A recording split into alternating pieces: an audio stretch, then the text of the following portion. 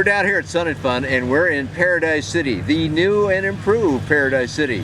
This place has been fun this year. Everybody is psyched up, and one of the guys that's as psyched up as they ever get is George Karamitis. We're looking at George's airplane here. Matter of fact, we're in George's airplane here. This is an HKS-powered Quicksilver Sprint 2. Right. Do I have all that right? Right. And George is a regular pilot of this aircraft, but you know what? And he's been doing Quicksilvers for, I think you said 25 years. A little over 25 years. So 25 years of this. But before that, he drove big TWA jetliners around. And are you glad to be back in an open cockpit and get a couple of bugs in the seat? I've always had a liking for general aviation, period. And prior even to the Quicksilver experiences, I had aircraft, you know, small Piper Cubs and things. But my friend John Willett, he got me involved with the Quicksilver company, and I've been a fan ever since. You know, it's just, there's nothing like it. There's nothing like it. I said one time, if you can hang wallpaper and change the tire, you can build a Quicksilver. That's a pretty good statement there. Yeah. So have you built some of these airplanes? Yes, I have. I've had a couple of airplanes of these that I built. This one happened, I purchased from an estate. U-Fly had built this airplane, and I was kind of looking for a 4-stroke powered aircraft, and this happened to fit the bill, and the price was right, so I purchased it a little over a year ago, and I flew last year 112 hours on it. Did you really? Wow, Yeah. that's quite a bit. Right.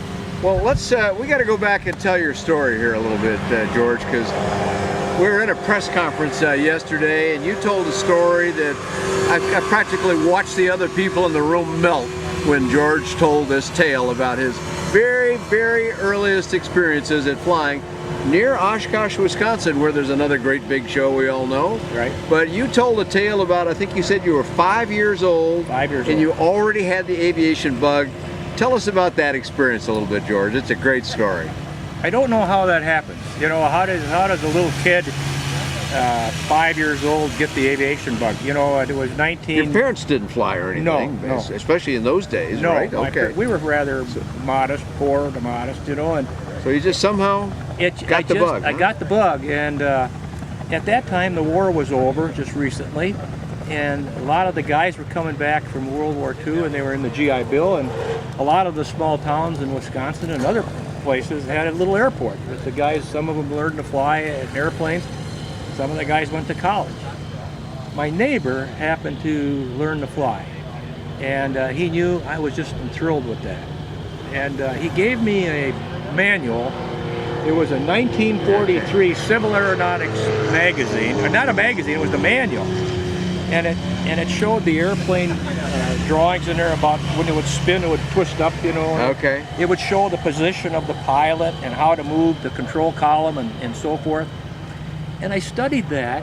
I put that on my lap, and I would sit on the commode in we had a closet with a light bulb and a string that us kids could reach and pull. And I put the plunger on the linoleum floor. That was my stick. The bathroom plunger. Right. And my was your joystick. My left hand would go to where the toilet paper dispenser was, and that was sort of like a little indentation, you know, and that was like the throttle and the carb heat area. And 2 rolls of toilet paper were my rudder pedals. And I did that, oh geez, over a year. While I was doing that, my mother, I talked her into it, and those were the days when you could leave your house and never even lock it up the door. Yeah, okay, yeah. So my mother and her sisters would drive to Oshkosh maybe once a month to go to a larger city to do some shopping. Okay. And I would tell Mom, I'd like to just get off at the airport. And it took a couple of trips, but she finally relented, and she'd leave you there. You were still a little kid at the time, I was right? 6 years old. 6 years old. So she'd leave you at the airport. She'd go off shopping with her sister. And yes. What'd you do? I'd sit on the fence, and Mom would she packed me a jelly sandwich, peanut butter and jelly sandwich, and a bottle of Coke. In those days it was bottles. Yeah, little glass bottles, right? Or orange soda, something like that. And I sat on that fence for years, a couple years, every month, so to speak. Wow. Even in the dead of winter. Whoa. Now, Wisconsin winter, Yeah. Florida boys might not know, but you were a dedicated young fella to sit there in a winter Right. Right. outside and on a fence.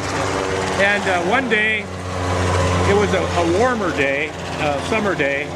This gangly gentleman rolled this cub out, a 46 Cub. And you know, on 46, that was the year. Right? It was brand new. It was a new Cub then, right? And so he said, "Kid, you want to go for a ride?" He saw you sitting there all this time. Yeah. Obviously had an interest. He dedicated yourself. And so I hopped off the fence and I got in this airplane and we taxied out, and Oshkosh, Whitman Field was called Winnebago County Airport at that time. And we taxied out and we're ready to go, and I turned around and I said, "Mister, you didn't check the carb heat." And it was Steve Whitman. And what does a kid know about this? Yeah, Oh, this was Steve Whitman, for whom the field is now named there in Oshkosh. Yes. And I don't know what he thought, but he had quite a grin on his face. I turned around. Did he do the carb heat? He did the carb heat. All right, so you were right. All right. And off we went, and I couldn't reach the pedals, but I could do the stick, and I knew that you had to hold back pressure. And I knew that when you pulled the power off, that the nose dropped.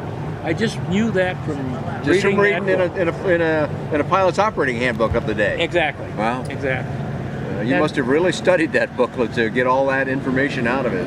Without any other education, shoot, you were barely getting into school then. Yes, so. I wasn't. Yeah, it was just basically kindergarten, first grade, second grade, something like that. That's great. But it went on like that, and I wasn't the best student in high school.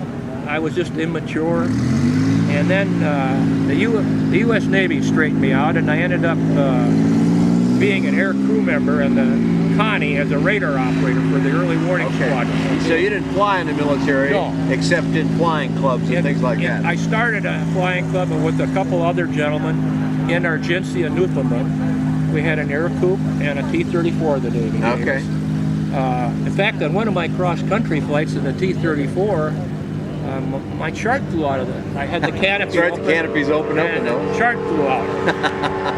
But and then after getting out of the Navy, I went to what is now the University of Wisconsin at Oshkosh. Okay. And started a flying club there. We had a Cessna 140, and I built up my flight time to about 300 hours. And upon graduation, I went to Ohio State University and enrolled in the master's degree program, but I went primarily for the flight school and get some rating. I see, okay.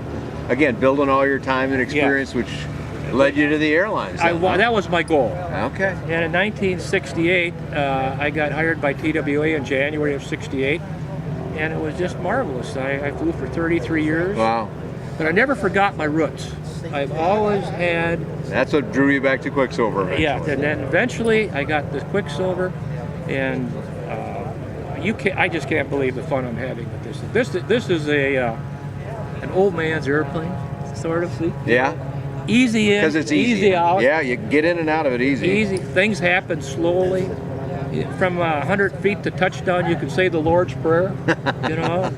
But I just love it, and I'm going to keep doing it as long as I can keep doing it. Amen. Well, you've been doing it really well for a long time, because George and I go back a little bit too, and so we knew each other, but recently I became aware of George's accomplishments in what I think is a very significant way. I've been flying quite a few years myself, but George got an award from the F.A.A. I believe they call it the Master Safety Pilot. Wright Brothers Master Pilot. Wright Brothers Master Safety Pilot. 50 years, 50 years without an incident, accident, or citation. Right. There can't be very many people that qualify for that. I don't, and I'm sad to say, but congratulations on 50 years of safe, incident, citation-free flying, George. That's a pretty tremendous accomplishment. Thank you, Dan. I mean, there are a lot of people that can get it, and but I'm humble about that, because I had a lot of good instruction. I applied myself, Clearly. and I'm very conservative. I'd like to think when I fly.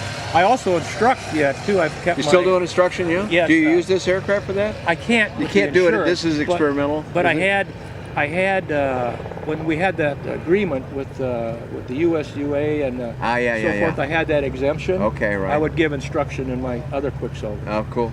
Right now I'm flying, instructing a little bit with Phil Lockwood's TechNam. Ah, so you're using the Super Echo he's got, Yes. Echo Super he's got there. Yes, Okay. right. Well, cool. Well, a man of many talents in aviation, self-taught in the bathroom of his folks' home with a plunger for a joystick. I just love that thing, and 2 toilet paper rolls for a rudder pedals. It worked. And yeah, you flew and you had It fun. worked. Did your mother ever wonder what you were doing in there? No, but the lady all knew, and sometimes they would have to say, "Can you take a break for a while? Somebody has Somebody to needs to use the bathroom." All right, I'll go to the back of the plane, make a sandwich, and then I'm getting back in the cockpit. Yeah. So, great story. So we're speaking today with George Karamitis. Congratulations on the Wright Brothers Master Safety Pilot Award. That's a tremendous accomplishment. But also for your dedication to flight in all ways, and specifically to open cockpit flying in an aircraft like this lovely little Quicksilver Sprint 2 with the HKS power on it. Right. I'm Dan Johnson. You can find more about George, find lots more about Quicksilver, pilot reports, videos, lots of stuff on bydanjohnson.com or bydanjohnson.com. Thanks a lot for coming down here with us to Paradise City.